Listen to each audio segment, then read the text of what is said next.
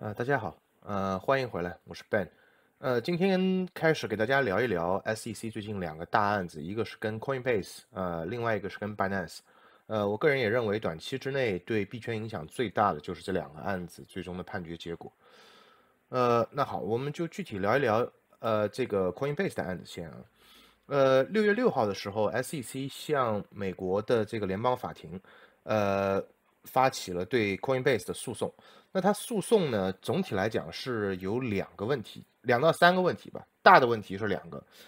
第一个问题是什么呢？就是他讲的这个第三点，从2019年开始，Coinbase 作为一个平台来讲，它做了3种服务。第一种是交易平台，就是 crypto，加密货币的交易平台。第二个呢，它作为这种证券经纪向个人提供服务。第三呢，还作为这种清算中心去清算这个仓位。所以说，那大概其在这种传统金融里面来讲，这3种服务实际上是分开的。比如说，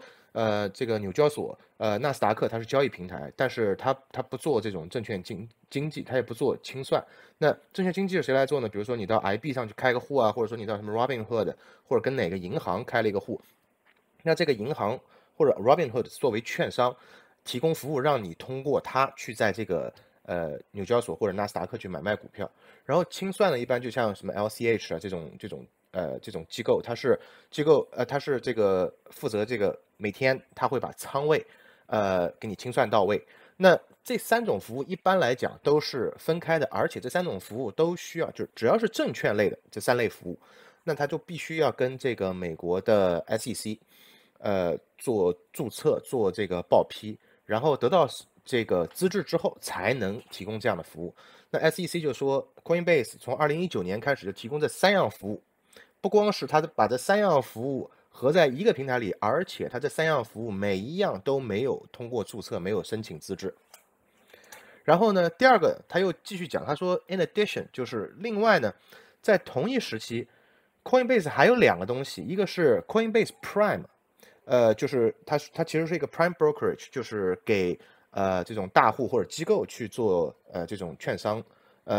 证券服务的。然后另外一个呢是 Coinbase Wallet，就是它的这个链上的就是它的不是链上，就是它的钱包服务。这2个也被认定为是未经过注册、未经过批准的这个证券经纪服务，或者说券商服务。那如果从这个角度上来讲，那其实基本上，所有就如果这个概念成立的话，那其实所有的钱包都是未经注册、未经获批的这个券商服务的提供者，包括像 MetaMask，对吧？那是不是如果说 SEC 这个 case 赢了，那是不是连 MetaMask 我们之后也不能用了？这东西都很难讲啊。另外呢，这个是2条了，还有第3条。SEC 状告 Coinbase 的是，这个第7点，从2019年开始，Coinbase 提供什么呢？提供了还是未注册、未获批的这种代理质押的这种项目。就所谓代理质押项目，就相当于这种平台上面的 earn 或者是这种赚利息的这么一个这种功能，其实 Binance 也有。其实基本上来讲，就是你把币，呃，因为绝大多数人的币它都在交易所里嘛，然后他在交易所里面直接就可以把这个币不用的这个币，或者说他短期之内没有买卖需求的这种币，它就可以存到这种就是这种质押里面去，然后Coinbase 啊或者 Binance 啊给一个比如说稍微低一点的这个利息，然后呢他们会转手把这个币弄过去到链上去做质押，做这种无损挖矿之类的。所以这样的一种服务也属于证券类的服务，也未经批准。所以这个事儿一出来以后，就这3条，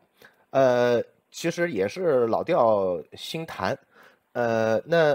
Coinbase 是怎么回应的呢？其实 Coinbase 在3月份就有过一个回应，就虽然 Coinbase 现在没有，就是在诉讼发起之后，并没有官方回应过任何东西，但是其实在今年3月份的时候，Coinbase 就回应过一次。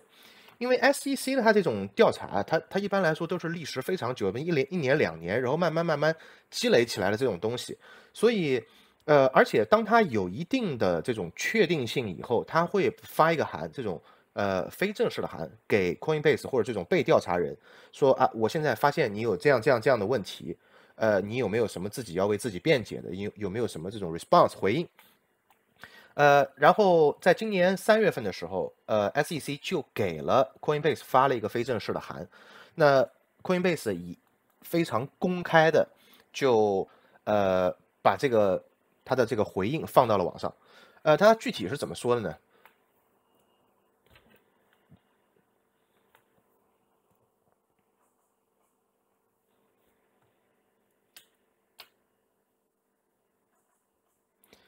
？Coinbase 说，他说我们问了 SEC，就是美国的证监会，要什么呢？要这个 reasonable crypto rules，要有合理的加密货币的这种法规和规则。但是我们得来的是什么呢？我们得来的是他们的这种威胁，法律上的这种威胁。然后他具体就提到了什么呢？他说 Coinbase 给我们发了一个非正式的函，跟我们说我们违反了证券法，然后违反的具体内容SEC肯定也发给他们，但是 Coinbase 并没有在这个当时这种非正式的情况下，并没有把这个披露出来。但是他的回应其实是非常有利的，有几点。第一点，他说SEC 并不允许我们注册。我们曾经尝试注册，但是 SEC 不允许我注册。你不是说我没注册吗？我想要注册，你不让我注册。然后他又细说，他说当时就是在2021年的时候 ，SEC 就已经开始调查这个问题了。那在调查这个问题之后呢 ，SEC 曾经询问过 Coinbase， 问你们是否愿意在这儿SEC 询问 Coinbase 是否愿意把一部分的这个业务和规划注册去。那当然 Coinbase 是愿意的。然后 Coinbase 也花了，他们自己说啊，他们也花了数以百万美元的这个代价去做这个申请，但是 SEC 并没有给任何的回应，而且在发了这个申请之后，Coinbase 又多次的邀请 SEC 来座谈来问问题，但是 SEC 都完全没有回应。然后他们得到的下一份的回应就是这种就已经是这个 SEC 的这种非正式的函，说啊你们已经违反了证券法了。那 Coinbase 实际上是非常愤怒的，最近对于这件事情。而且他这个里面还说了一个非常有意思的点，就是说因为 Coinbase 2021年的时候上市这件事情其实就是 SEC 批准的。那我2021年你批准我上市作为上市公司，那这个要求其实更高了，都不是说啊你允不允许我运作的问题了，你不光允许我运作，而且你对我的运作非常有信心，觉得我不会坑美国股民的钱，允许我到这个美国的这种交易市场上去上市了。那我的业务从2021年到现在并没有变过，那怎么当时行现在不行了呢？对吧？这也是非常令人不解的一点啊。第二点Coinbase 提出来的是什么呢？就是 The U.S. crypto regulatory environment needs more guidance, not more enforcement。那这个是什么意思呢？就是说，他说美国加密行业需要的是什么呢？是需要更多的法规和这种指导，而不是你来这儿跟我吆五喝六的。那他这个讲的也完全没有问题，因为实际上虽然说 SEC 在2022年、2023年相继的几次把一些这个加密货币认定为是证券，但是从法律角度上来讲 ，SEC 它是一个政府行政部门，它没有立法权。也就是说，这些有争议的这种加密货币，它到底是证券还是它不是证券，是这种商品？这个事情不是说 SEC 你说它是证券，它就是证券的，要有法律定义。谁有法律定义的权利呢？那只有立法机关和这个司法机关有这种权利。就是要不然美国国会推出新的法案，说啊，那我们现在在原来已有的这个框架下，我们没有这个 crypto 没有加密货币这个资产类别，所以没有办法用以前的这种传统的 Howey test 去证明它到底是正确还是不是正确。那我们现在专门为这东西立法来定义哪些是正确，哪些不是正确。比如说像比特币不是正确，那像什么 Cardano 是正确，那具体有一个什么样的规则，这东西现在都没有。要不然就是什么呢？就是法院像 XRP 的这个 case，那法院认定 XRP 有一部分是证券，有一部分不是证券，那这个实际上在法律上也是有效的。但是绝大多数的这种加密货币的资产，目前来讲，并没有立法机关或者司法机关的认定它到底是不是正确。那在这种情况下 ，SEC 没有权利单方面认定某些东西它就是证券，所以它作为这个证监会有监管交易和这种跟这些资产相关的金融服务类产品和平台的这种资格。然后呢，到第3条他又说了，就是刚才讲的一个最重要的点，就是 Coinbase 上的所有的资产都不是证券。